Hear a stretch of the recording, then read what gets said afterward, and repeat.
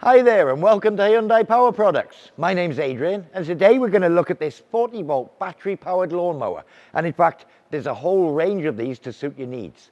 Let's talk about the advantages. First of all, there's no cables.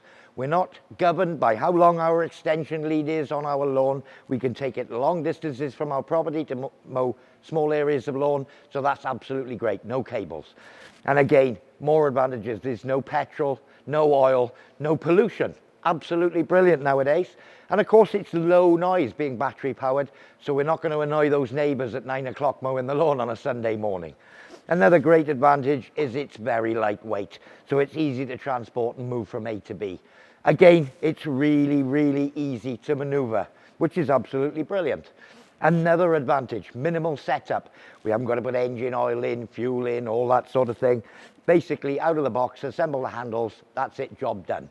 And of course, being a battery one, it's easy to use. We basically, as long as we've got the battery charged on, we can pull the lever, away it goes.